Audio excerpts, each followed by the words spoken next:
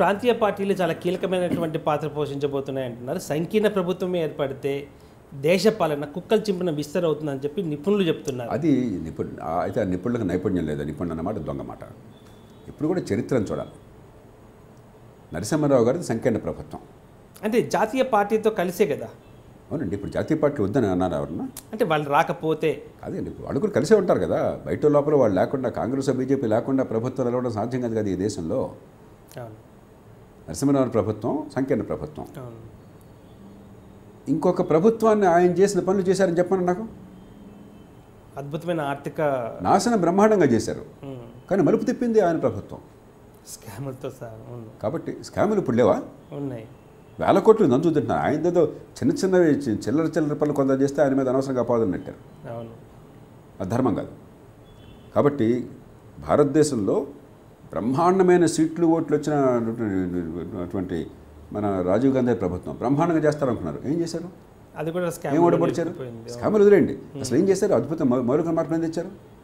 చివరికి వాళ్ళు తెచ్చిన స్థానిక ప్రభుత్వాల సంస్కరణ కూడా సంకల్పం మంచిది కావచ్చు, కానీ చెత్తది, పనికిమాలిన సంస్కరణ తీసుకొచ్చారు. విధి విధానాలు బాగాలేవు. ఏ రకంగా అమలు పరచడంలో కూడా. అందుకనే అది వచ్చిన తర్వాత 25 ఏళ్లలో గుండె మీద చేసుకుని మీరు చెప్పండి నాకు 10 మంది పేర్లు భారతదేశం మొత్తంలో స్థానిక ప్రభుత్వాల నుంచి సమర్థ నాయకత్వం వచ్చిన పేర్లు 10 మంది పేర్లు చెప్పండి నాకు. మీరు చెప్పలేరు.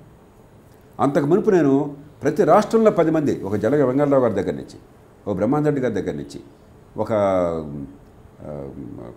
మన కోట విజయభాస్కర్ రెడ్డి గారి దగ్గర నుంచి, లేకపోతే మన కృష్ణా జిల్లాలో ఇటీవల కాలం దాకా ఈ మధ్య మరణించారు ఆయన, జిల్లా పరిషత్ చైర్మన్ గారు, పినవని కోటేశ్వర గారి దగ్గర నుంచి ఎంతోమంది ప్రభావశీలమైన నాయకులు, అద్భుతమైన మార్పులు తీసుకొచ్చిన నాయకులు, రాష్ట్ర స్థాయిలో జాతీయ స్థాయిలో రాణించిన నాయకుల పేరు నేను చెప్పగలను.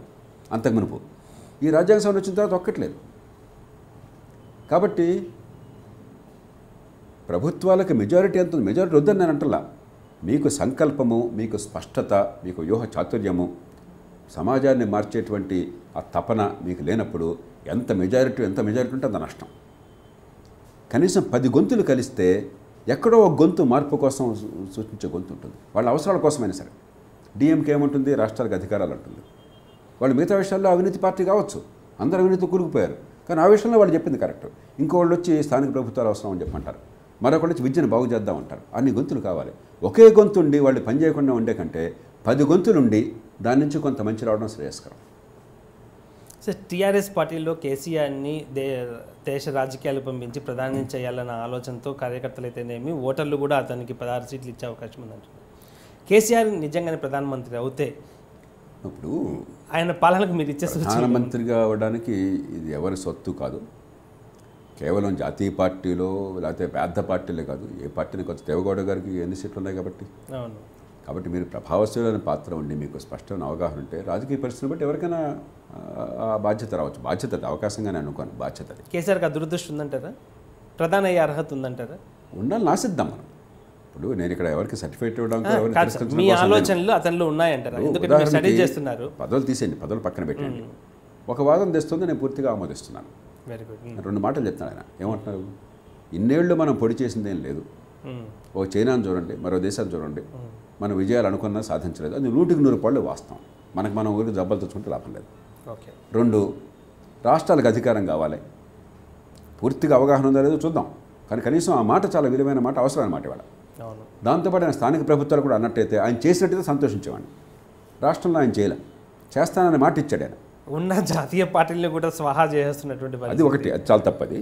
రెండోది 5 ఏళ్ల క్రితం 4 ఏళ్ల క్రితం ఆయన 25,000 కోట్లు నేను పంచాయతీలకి మున్సిపాలిటీలకి పంపిస్తాను 5 ఏళ్లలో అంటే నేను మొట్టమొదటి స్వాగతించిన వాడిని నేను. అవును, ఆ సందర్భం ఉంది. అలాగే గవర్నమెంట్ ఆఫీసుల్లో పని వేగంగా జరగడం కోసం నేను చట్టం తీసుకొస్తా అంటే మొట్టమొదటి స్వాగతించి ఆయనకి చట్టం మమ్మల్ని పంపించినాడు. 2 జరగలేదు. కాబట్టి మాటలు చెప్తే చాలదు, కానీ సంకల్పం కనిపిస్తోంది. ఆ సంకల్పం మాటలు తాకుండా చేతలకు వెళితే ఎవరైనా ప్రధానమంత్రి ఎవరైనా కూడా ప్రధానమంత్రి ఎవరో మనిషి ముఖ్యం కాదు, ఏం చేస్తారన్నది ముఖ్యం. ఇవి అమలు చేయటం ముఖ్యం. దానికోసం రాజకీయ స్థితి ఏకం కావాలి. ఎవరు ప్రధానమంత్రి అవుతారో చూద్దాం, చరిత్ర తెలుస్తుంది. For more videos, subscribe to iDream.